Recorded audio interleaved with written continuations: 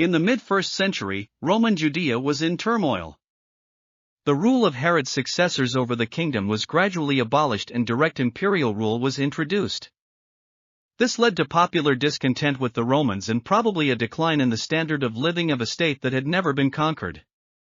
A series of corrupt procurators led to increasing oppression, and one of them, Lucius Flavius, deliberately provoked a revolt by slaughtering the first people of Jerusalem who were willing to negotiate.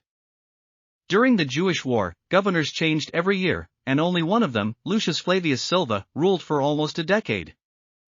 He went down in history as the general who took Masada, the fortress where the most staunch Jewish nationalists had taken refuge. What happened to him next? Lucius Flavius Silva Nonius Bassus was born in the early 40s CE. His hometown was Urbe Salvia, located northeast of Rome on the Via Salaria Salt Road. It was a new and exclusively Roman settlement, founded as a colony in the 20th century BC. It is known that no other settlement in the empire could boast the name Urbe City, with the exception of Rome itself. Some historians associate the assignment of this status with the achievements of our today's hero. At the age of about 20, Flavius Silva began his political career as a triumvir capitalis. This was the name of the junior magistrates who assisted the praetor in legal cases for which the death penalty was provided. Then he served as a military tribune of the 4th Scythian Legion and fought in Syria. In the year 67 he was appointed quaestor, and in the last year of Nero's reign he received the status of senator. The reprisal against the emperor did not lead to the collapse of Silva's career. Instead, he became a plebeian tribune and then, probably for his support of Vespasian during the year of the 4 emperors, became legate of the 21 Legio in Patago.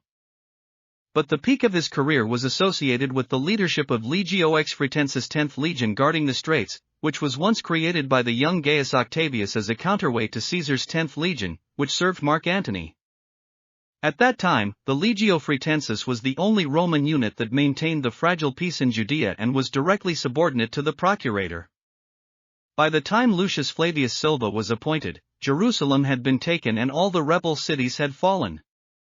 The mountain fortress of Masada, erected by King Herod on the site of the weak fortifications of the previous era, remained the last center of the uprising and was perceived not as a direct threat, but as a symbol.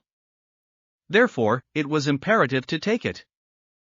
Silva had up to 5,000 men under his command, 5 times more than the defenders.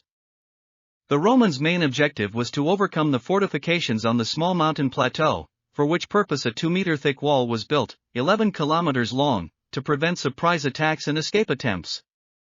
After the attacks on the fortress were repelled on the move, the slaves filled up the siege rampart and made platforms for throwing weapons.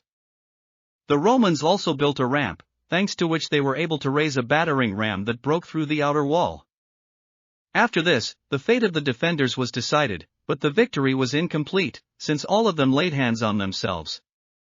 Nevertheless, it was impressive, and after the fall of Masada in early 73, Lucius Flavius Silva was inducted into the patricians and given the post of procurator of Judea, replacing his predecessor, who died in office. He governed the province for the next 8 years, and then returned to Rome and was appointed consul. Apparently, power over the entire country allowed him to seriously improve his affairs, since in 81 Silva ordered the construction of an amphitheater in his hometown, dedicating it to himself, his mother and wife. There was a grateful inscription carved there, which describes all the stages of his career. This magnificent building stands to this day and is used for historical festivals. His further life after the consulate is unknown. It is believed that he fell victim to the purges carried out by the Emperor Domitian, who got rid of popular generals, his rivals. Silva was subjected to damnatio memoriae, the curse of memory, i.e., his achievements were removed from the Roman archives.